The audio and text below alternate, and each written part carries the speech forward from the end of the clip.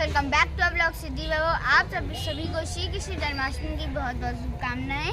आज श्री कृष्ण जन्माष्टमी है और हम श्री कृष्ण जन्माष्टमी सेलिब्रेट करने चकलवा के रामलीला ग्राउंड में आए हुए हैं। और यहाँ मेरे भाई वैभव की एक सुंदर सी आप मेरी ये वीडियो में लास्ट तक जरूर बने रहिए। राधे राधे। जीवन सुधार रखने जा रहे हैं। पुतला के बोलेगा भाई वैभव पाठक मंच में एक सुंदर सी पुतला के बच्चा बोलेगा। आपको बस समझने की आवश्यकता है, बच्चे के भाव सुनिएगा, बच्चे के शब्दों में जाइएगा।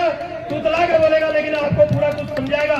तो मैं एक एक से इसको आपको सुनने के लिए अपने दिल से, हृदय से आपको आज के दिन को नमन करना होगा, आज के दिन को स्मरण करना होगा कि आज आपकी सनातन देव का जन्मदिन मनाने के लिए पहुंचे हुए हैं। तो मेरा विनम्र निवेदन है, जो भी माता बहन खड़ी है, अगर कोई भाई है तो माता बहनों को स्थान देंगे।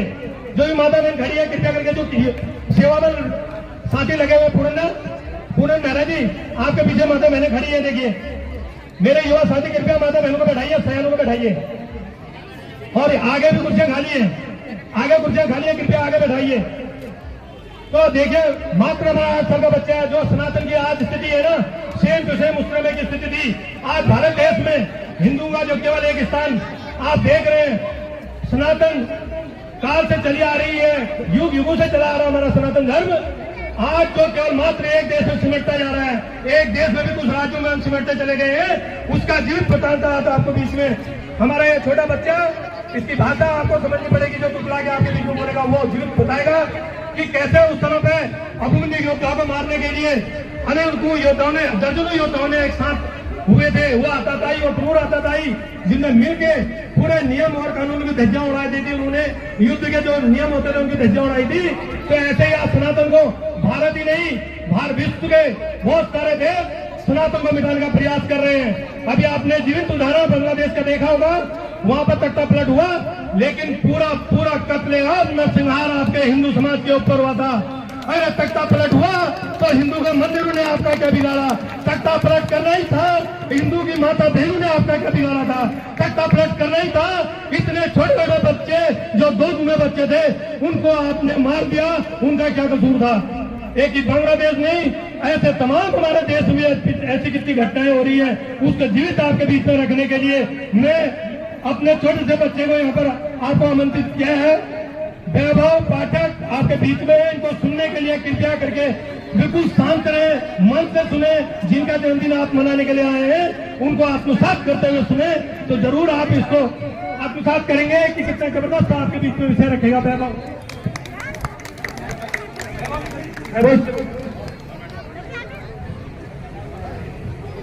आप सभी दर्शकों को मेरा बड़ा श्री कृष्ण जन्माष्टमी की बहुत बहुत शुभकामनाएं देता हूँ।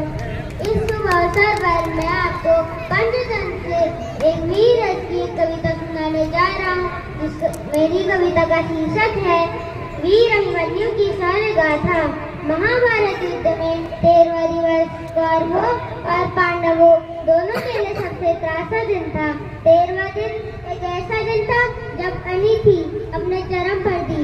मैं आज आपको उसी 13वें दिवस की दास्तान इस कविता के माध्यम से सुनाने जा रहा हूँ।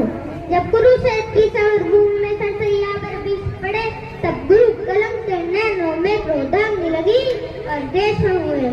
गुरुदेव बनेंगे सेनापति, चाल चली थी शकुनी ने, जिससे फंसकर सब जूझ रहे वो चाल बुना था शकुनी ने।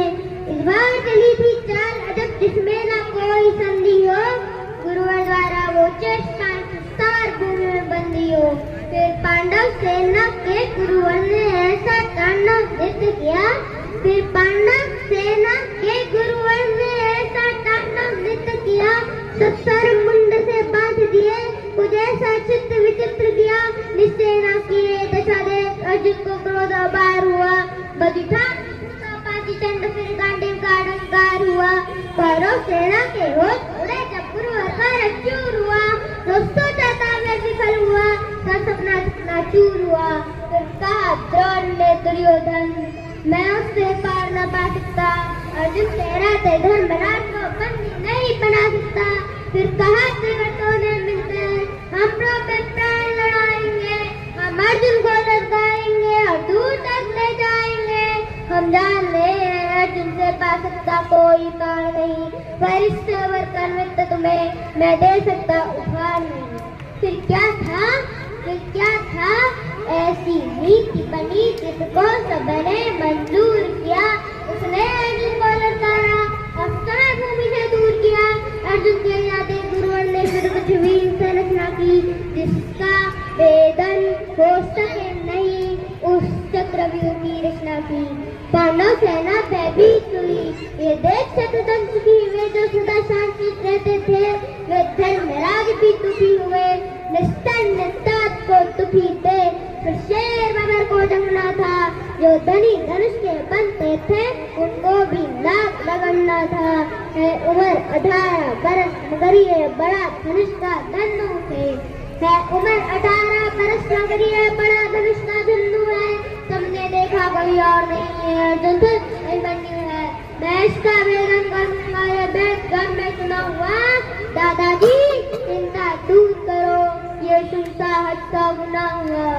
फिर अभिमन्यु के पीछे ही कुछ तीर चले, कुछ वीर चले, कुछ पैदल घोड़े न संभालने कड़ा गदाधर भीम चले। अभिमन्यु को न रोक सको दांती से पार हुए, पर रात पर जैसे था चारों भाई लाचार हुए।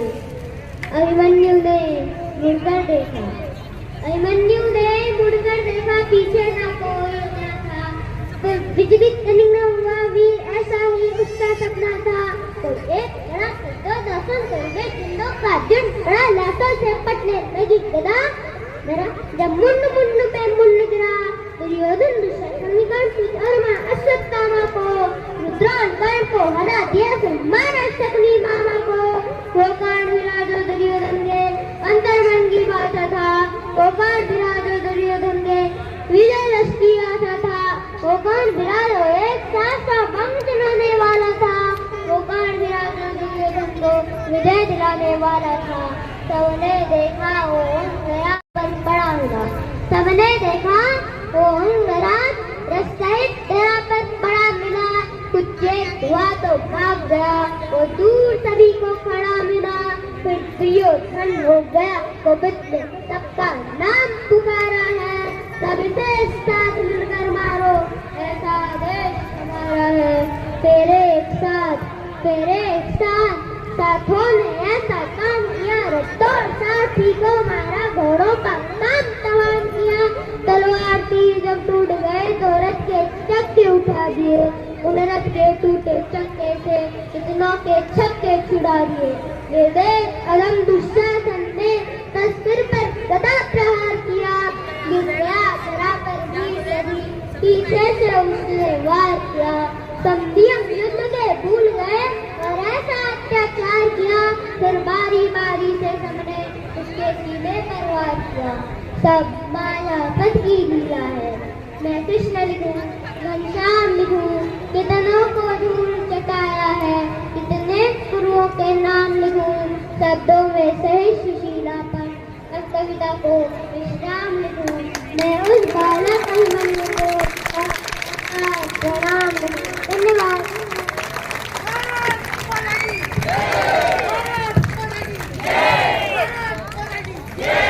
बोलो कृष्ण कन्हैया लाल की, लड्डू गोपाल की।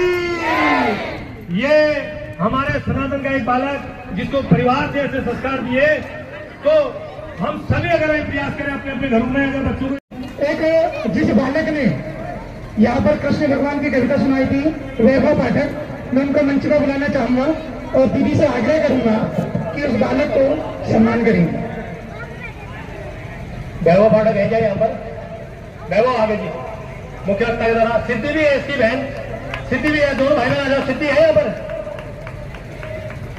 ये वो बच्चा जिसने अभी आपको अभिमन्यु के पूरा प्रसंग सुनाया था। ऐसे बच्चे हर घर में होने चाहिए, जिससे हम अपने सनातन संस्कृति को जीवित रख सकते हैं। वैभव, आपको बहुत बहुत स्वागत।